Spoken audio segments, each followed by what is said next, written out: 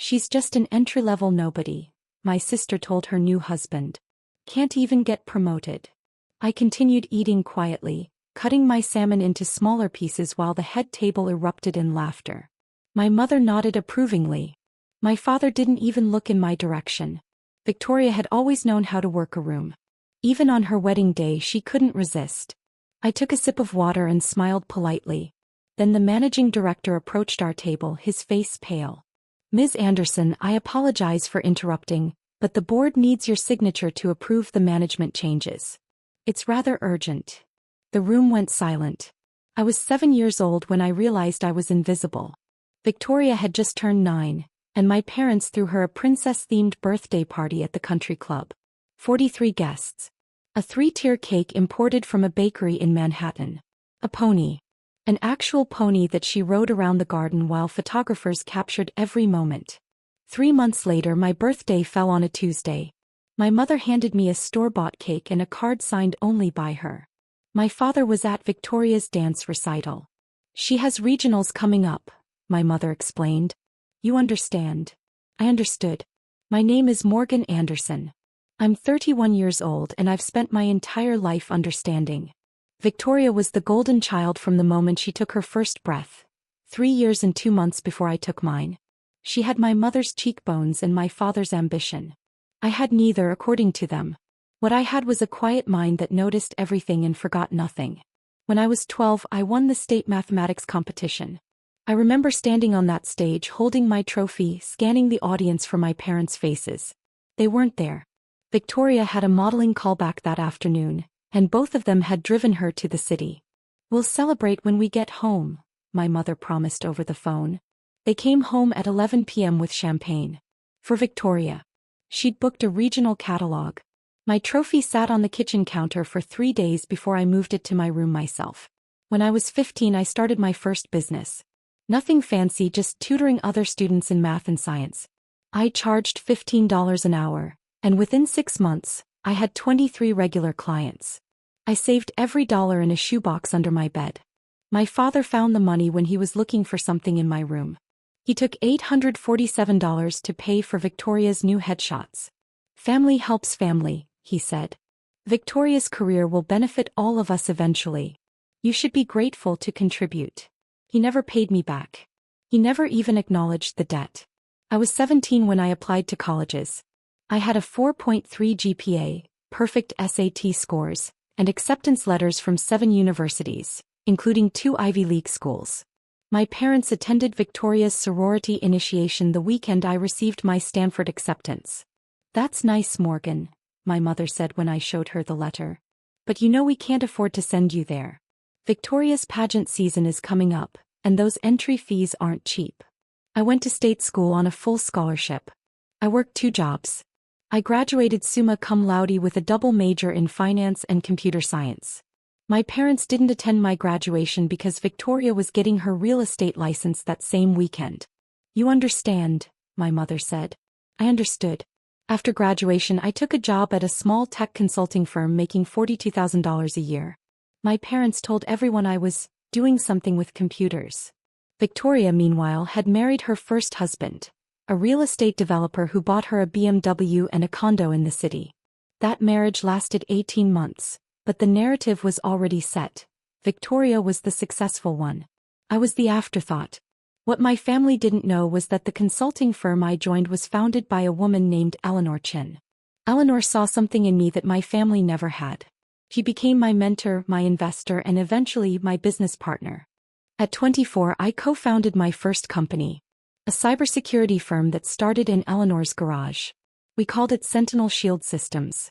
Within 3 years, we had contracts with 14 Fortune 500 companies. We sold it for $94 million when I was 27. I didn't tell my family. I reinvested everything into a holding company. Then another. Then another. I acquired struggling tech firms, restructured them, and either sold them or folded them into my growing portfolio. I lived modestly. A nice but unremarkable apartment, a reliable car, clothes that didn't scream wealth. Eleanor taught me that real power doesn't need to announce itself. By 29, my holding company, Meridian Capital Partners, Had a portfolio valued at $340 million.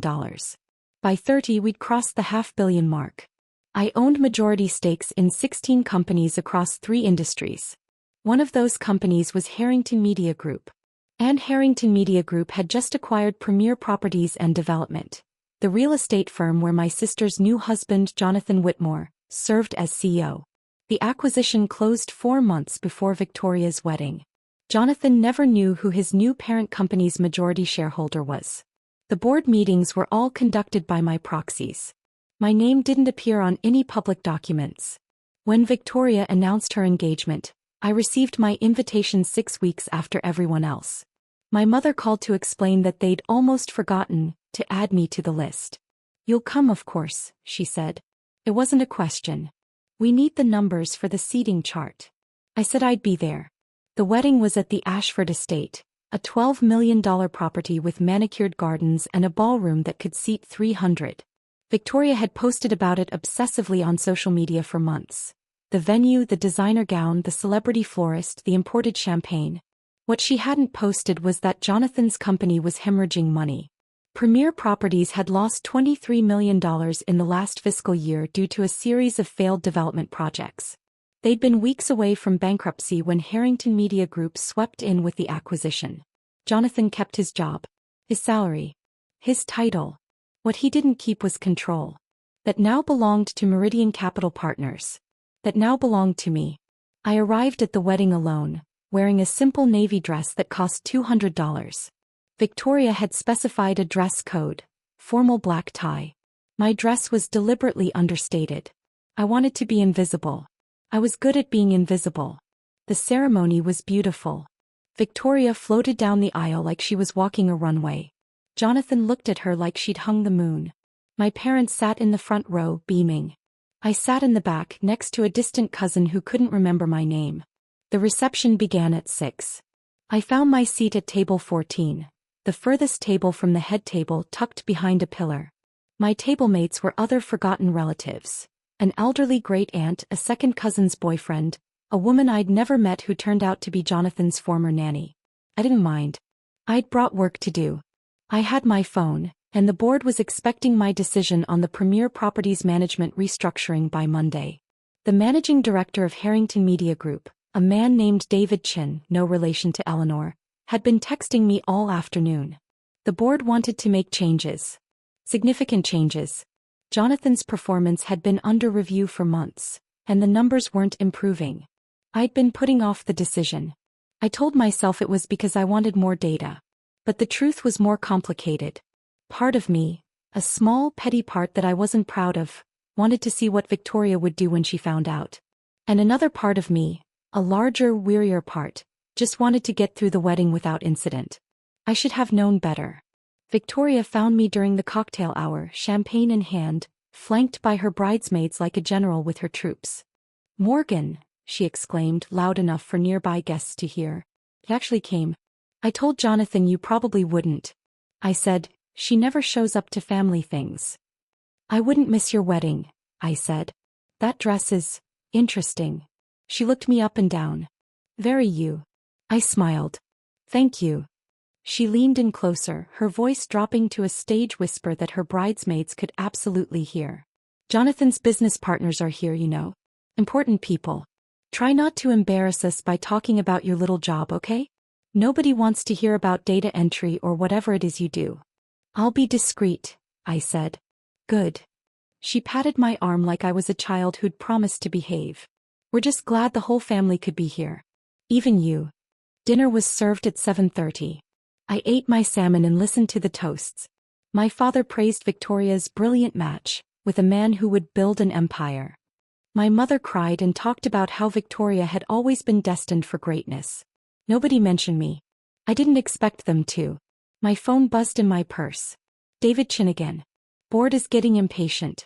They want the restructuring approved tonight. Can you call?" I excused myself from the table and stepped onto the terrace. The gardens were lit with fairy lights and a string quartet played somewhere in the distance. It was beautiful in an excessive Victoria sort of way. I called David.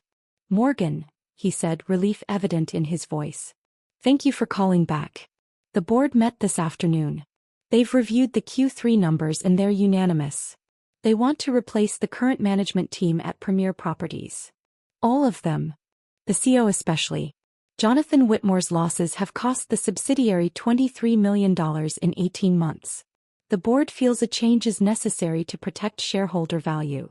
I watched a couple dance on the lawn below. What's the timeline? They want your approval tonight. The announcement would go out Monday morning. I thought about Victoria's face when she found out. The satisfaction was immediate, and immediately followed by guilt. Can we discuss the replacement candidates first? I asked. I want to make sure we're making the right decision for the long term, not just reacting to short-term losses. David paused. Of course. That's why you're the majority shareholder. I'll send over the profiles tonight. Send them now. I'll review during the reception. Morgan. He hesitated. If you don't mind me asking, are you at a personal event? We can handle this Monday if you need time. I'm at a wedding, I said. Send the files. I spent the next hour at table 14, reviewing candidate profiles on my phone while the reception swirled around me. The great-aunt fell asleep. The second cousin's boyfriend got drunk and started telling inappropriate jokes. The former nanny asked if I was one of those workaholic types. Something like that, I said. At 9 o'clock, Victoria took the microphone for her speech. She thanked her parents, her bridesmaids, her new husband. She talked about love and partnership and building a future together. Then she looked directly at me. And I have to thank my little sister Morgan for being here tonight. Her smile didn't reach her eyes. Morgan works at some company doing, honestly, I don't even know what she does. Entry-level something. But she's here and that's what matters. Family is family, even when some of us are more successful than others. The room laughed. My parents laughed loudest. I smiled and raised my glass. Victoria continued, Jonathan and I are building something special. He's the CEO of Premier Properties, one of the biggest real estate development firms on the East Coast. And I'll be right beside him every step of the way. Some people are destined for big things. She glanced at me again. And some people are destined to watch from the sidelines. More laughter. My mother dabbed her eyes. I kept smiling. Jonathan took the microphone next. He was handsome in that generic wealthy way. Good hair, straight teeth, a suit that cost more than my first car. He talked about Victoria's beauty, her grace, her ambition. I knew from our first date that she was special, he said. She's going to be an incredible partner. Not just in life but in business. I'm planning to bring her on as VP of Public Relations at Premier. She has the connections, the charisma, the family name. Together, we're going to make Premier Properties the biggest development firm in the country. He raised his glass. To Victoria. The woman who makes me want to be better. The woman who chose me. The room cheered. I did not. My phone buzzed. David Chin. Board vote is in. Unanimous. They want the restructuring announcement Monday a.m. Need your signature on the approval form tonight. Sending Marcus to your location now. Marcus Wells was the managing director of Harrington Media Group's legal department. He handled the sensitive paperwork, the documents that required my actual signature rather than a proxy's. I texted back. I'm at the Ashford estate. Table 14. David, he's already on his way. Board tracked your location through the secure app. They're very motivated. I put my phone away and watched my family celebrate. My father was showing off to Jonathan's business partners. My mother was accepting compliments on Victoria's behalf. Victoria was posing for photographs, her smile practiced and perfect. None of them noticed me. None of them ever did. That was about to change. Marcus Wells arrived at 9:47 p.m. I saw him before anyone else did. A tall man in a dark suit, threading his way through the reception with the focused determination of someone who had somewhere important to be. He was accompanied by David Chin, which surprised me. David rarely left the office for field signings. The board must really want this done tonight. I started to rise, planning to meet them in the hallway. But Victoria was faster. Excuse me, she said, intercepting them with her hostess smile. Can I help you? This is a private event. Marcus glanced at David. David glanced at me. We're here to see one of your guests, David said smoothly. It's a business matter. At my wedding? Victoria's smile turned icy. Whatever business you have can wait until Monday. This is my day. I apologize, Mrs. Whitmore, but this really can't wait. David's eyes found mine across the room. We need Ms. Anderson's signature. Victoria laughed. Morgan? You need Morgan for something? She looked at me like I'd suddenly sprouted a second head. She doesn't sign anything important. She's just a basic employee somewhere. Victoria. Jonathan appeared at her elbow, his businessman instincts clearly prickling. What's going on? These men want to talk to Morgan. Victoria waved her hand dismissively. Something about paperwork. I told them it can wait. Jonathan studied Marcus and David with growing recognition. His face went pale. You're David Chin, he said slowly. The managing director of Harrington Media Group. David nodded. Mr. Whitmore. Congratulations on your marriage. What are you doing at my wedding? As I said, we need Ms. Anderson's signature. David gestured toward me. On a matter that affects your company directly, actually. The room had gone quiet. Guests were turning to watch. I could feel the weight of 200 pairs of eyes. I don't understand, Jonathan said. What does Morgan have to do with Harrington? David looked at me.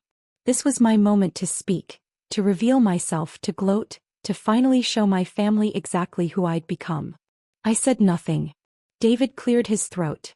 Ms. Anderson is the majority shareholder of Meridian Capital Partners, which holds an 81% stake in Harrington Media Group. Harrington, as you know, is the parent corporation that acquired Premier Properties 4 months ago. He paused. In simple terms, Mr. Whitmore, Ms. Anderson owns your company. The silence was absolute. I watched my family's faces like a scientist observing an experiment. Jonathan's mouth opened and closed, no sound emerging. Victoria's champagne glass slipped from her fingers and shattered on the marble floor. My mother's hand flew to her chest. My father's face drained of color so quickly I thought he might faint. That's not possible, Victoria whispered. Morgan doesn't, she can't. I assure you, Mrs. Whitmore, it's quite possible. David reached into his briefcase and produced a leather folder. These are the ownership documents. Ms. Anderson's signature appears on every one. She's been the majority stakeholder for 3 years. Marcus stepped forward. Ms. Anderson, we need your approval on the management restructuring plan. The board voted unanimously this afternoon. I stood and walked to where they waited. Every step felt like a mile. The room was so quiet I could hear my own heartbeat. Management restructuring? Jonathan's voice cracked. What management restructuring? David didn't answer him. He was watching me. I took the folder from Marcus and reviewed the documents. Everything was in order. The board's recommendations. The candidate profiles. The timeline for transition. Ms. Anderson, David said quietly, the board is awaiting your decision. I looked at Jonathan. To Victoria. At my parents who had spent 31 years treating me like I didn't matter. The current CEO's performance has been under review for 18 months, I said calmly. Losses of $23 million. 3 failed developments. Declining shareholder confidence. I closed the folder. The board's recommendations are sound. You can't do this. Jonathan's voice was barely above a whisper. This is my company. I built it. You were given it, I corrected gently. By your father, who was given it by his father. And now it belongs to Harrington. And Harrington belongs to Meridian. I paused. And Meridian belongs to me. Victoria grabbed my arm. Her grip was too tight, her nails digging into my skin. Morgan, wait. You can't fire Jonathan on our wedding day. Please. I'm asking you as your sister. I looked at her hand on my arm. At her face, twisted with desperation. At the sister who had spent her entire life making sure I knew I was less than. I'm not firing Jonathan tonight, I said. Victoria's grip loosened. Relief flooded her face. Thank you. Thank you, Morgan, I knew you'd. The board will announce the restructuring Monday morning. Jonathan will be offered a severance package commensurate with his tenure. He'll have 30 days to transition his responsibilities. I removed her hand from my arm. That's more courtesy than this family has ever shown me. Ms. Anderson. Marcus held out a pen. Your signature, please. I signed. The immediate consequences began before I'd finished putting down the pen. Jonathan's phone started ringing. Then Victoria's. Then my father's. The business partners who'd been schmoozing at the bar were suddenly checking their own devices, their faces cycling through shock, confusion, and, in some cases, barely concealed satisfaction. News traveled fast in their world. "This is a mistake," my father said, pushing through the crowd. "Morgan, you need to reconsider. Jonathan is family now. You can't." "I can," I said. The board voted unanimously. Jonathan's performance metrics speak for themselves. Performance metrics? My father's face was purple. "I invested $200,000 in Premier Properties when Jonathan took over. Victoria's entire future is tied to that company. You're going to destroy your own family over business metrics." "You invested $200,000, I repeated. "In a company you believed was run by competent leadership." "That's not my responsibility. That's due diligence." My mother appeared at my father's elbow, tears streaming down her face. "Morgan, please. This isn't who you are. You've always been the quiet one, the sensible one. Why are you doing this to us?" "I'm not doing anything to you." Kept my voice level. "I'm doing my job. I'm protecting my shareholders. I'm making decisions based on data, not sentimentality." "Data?" Victoria laughed, but there was hysteria in it. "You're ruining my wedding because of data?" "Your wedding was ruined the moment you decided to humiliate me in your speech," I said quietly. "I just signed paperwork." David cleared his throat. "Ms. Anderson, we should discuss the secondary restructuring measures. The board had additional recommendations." "What additional recommendations?" Jonathan looked like he might be sick. David consulted his tablet. "Given the significant losses over the past 18 months, the board has recommended a full audit of Premier Properties' financial records. Additionally, Meridian Capital has decided to pause all funding for ongoing development projects until the audit is complete." The color drained from Jonathan's face entirely. "You can't do that. We have 3 projects breaking ground next month. If funding is paused, we'll have to halt construction. We'll lose the contractors, the permits, the deposits." "Those are the board's recommendations," David said. "Ms. Anderson has final approval authority." Everyone looked at me. I thought about the $847 my father had taken from my shoebox, the graduation he'd missed, the birthday parties and achievements and milestones that had been invisible to all of them. "Proceed with the audit," I said. "Pause funding until it's complete." Jonathan made a sound that might have been a sob. "There's more," Marcus said. "Legal has flagged some irregularities in Premier's recent contract filings. We'll need to bring in outside counsel to review before any new business can be approved." "What kind of irregularities?" Jonathan's voice was barely audible. "The kind that could result in regulatory investigation if not addressed properly." Marcus's tone was professionally neutral. "Ms. Anderson, we recommend suspending all executive decision-making authority at Premier until the review is complete." "You're taking away my authority?" Jonathan stared at me. "I'll have nothing. I'll be CEO in name only." I met his gaze steadily. "You'll have a salary. You'll have a title. You'll have 30 days to demonstrate that the board's concerns are unfounded." I paused. "That's more than fair." The escalation continued over the next hour. My father's investment partners began calling, asking about the Premier situation. One by one they excused themselves from the reception, their faces grim. The $200,000 my father had invested wasn't his only exposure. Several of his business associates had followed his recommendation into Premier, to the tune of nearly $1.2 million collectively. They were not happy. Victoria's bridesmaids clustered around her, but their supportive murmurs had an edge of schadenfreude. I heard one of them whisper, "I always thought Morgan was the smart one." My mother tried to rally the remaining guests, insisting that the band keep playing, that the cake be cut, that the party continue. But the energy had shifted irrevocably. People were leaving early, making excuses about babysitters and early flights. By 11 o'clock, the reception that was supposed to last until midnight had dwindled to a handful of family members and the cleaning crew. The final consequence came just before we left. David approached me one last time, his expression carefully neutral. "Ms. Anderson, I've just received word from the board. Given the circumstances, they've asked me to inform you that Harrington Media Group's annual charity gala next month will be honoring Meridian Capital Partners' philanthropic contributions." He paused. "They'd like you to attend as the guest of honor." There will be press. I understood the subtext. The board wanted my face attached to the company. They wanted the business world to know who really held the reins. I'll consider it, I said. There's also been a request from Fortune magazine. They're doing a feature on hidden power players, executives who operate behind the scenes. Your name came up. David allowed himself a small smile. Apparently your story is quite compelling. Victoria, who had been sitting at the head table staring at nothing, suddenly looked up. You're going to be in Fortune magazine? Morgan. I didn't answer her.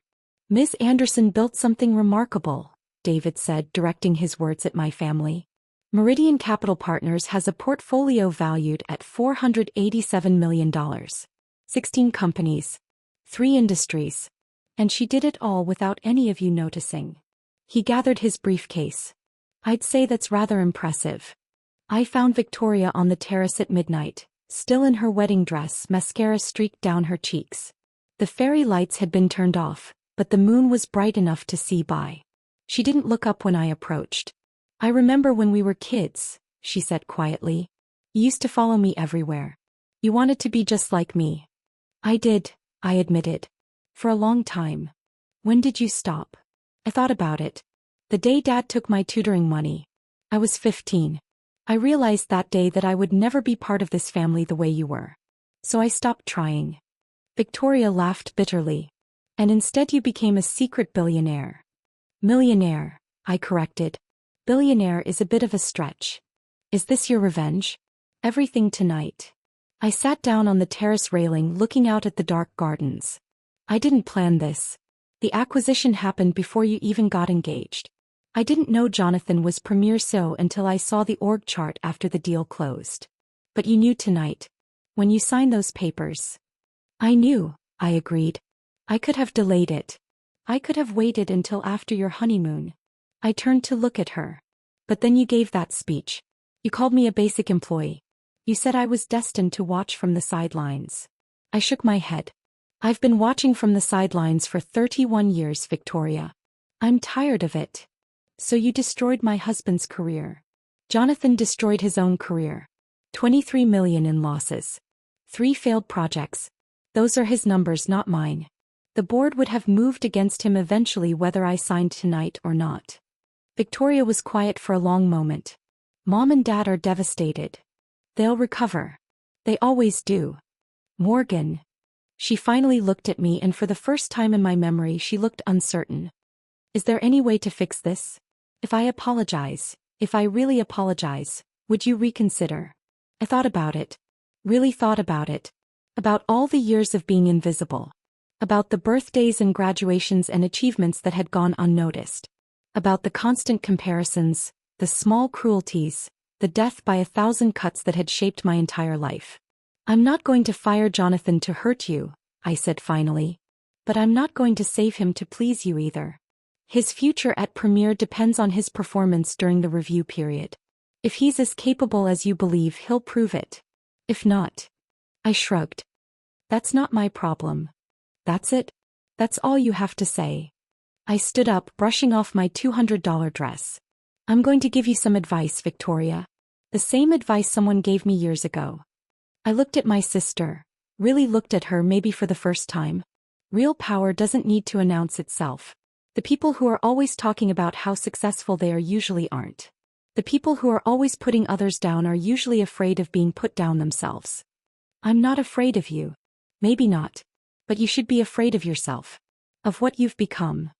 I started walking toward the door. You spent 30 years being the golden child. It's made you cruel and insecure and dependent on external validation. That's not my fault, and it's not my job to fix it. Where are you going? I paused at the doorway. Home. I have a board meeting Monday morning. You're just going to leave? On my wedding night. I was always going to leave, Victoria. The only difference is now you'll notice. I walked through the empty ballroom, past the abandoned tables and the wilting flowers and the remnants of what was supposed to be the perfect wedding. My parents were in the lobby, arguing quietly with Jonathan's parents. They stopped when they saw me. Morgan, my father said. We need to talk about this. No, I said. We don't. You can't just walk away. You owe us an explanation. I owe you nothing. I kept my voice calm even though something hot and old was burning in my chest. I owe you nothing and I never did. You spent my entire childhood making sure I knew I was less than Victoria. Less talented. Less beautiful. Less worthy of your attention. And now that you know the truth, now that you know exactly what I've built while you weren't watching, you want to pretend we're a family. I shook my head. I'm not interested. Morgan, please. My mother was crying again. We love you. We've always loved you. You loved the idea of me. The quiet one. The easy one. The one who never asked for anything because she knew she wouldn't get it. I reached the front door. I'm not that person anymore. Maybe I never was. My car was waiting outside. Not a limo, just my usual sedan driven by my usual driver. I slid into the back seat and let the door close behind me. Through the window, I could see my family clustered in the doorway of the Ashford estate. Victoria in her wedding dress. Jonathan with his face in his hands. My parents looking like they'd aged 10 years in one night. For a moment, just a moment, I felt sorry for them. Then I remembered the $847. The missed graduations. The 6 weeks late wedding invitation. Home, Ms. Anderson? My driver asked. I leaned back in my seat and closed my eyes. Home. As we pulled away from the estate, my phone buzzed with a text from Eleanor Chin. Heard about tonight. You okay? I smiled at the screen. Eleanor. My mentor. My business partner. The woman who had seen my potential when my own family couldn't be bothered to look. I'm okay, I typed back. Better than okay. Proud of you. Always have been. I put my phone away and watched the lights of the estate disappear in the rearview mirror. Behind me was a family that had never wanted me. Ahead of me was a life I'd built entirely on my own. I chose ahead. The next morning I made one phone call. Not to my parents who had left 6 voicemails and 12 text messages overnight. Not to Victoria, who had sent a rambling email at 3 a.m. alternating between apologies and accusations. I called my assistant. Clear my schedule for Friday, I said. I'm taking a long weekend. Of course, Ms. Anderson. Should I forward any urgent calls? No. I looked out my apartment window at the city waking up below. For once, I'm going to be completely unavailable. I spent that weekend doing things I never had time for. Reading. Cooking. Taking long walks through parks I'd never visited despite living in the city for years. I turned off my phone and let the silence fill up all the spaces that had always been occupied by work and ambition and the quiet, relentless drive to prove myself. I didn't need to prove anything anymore.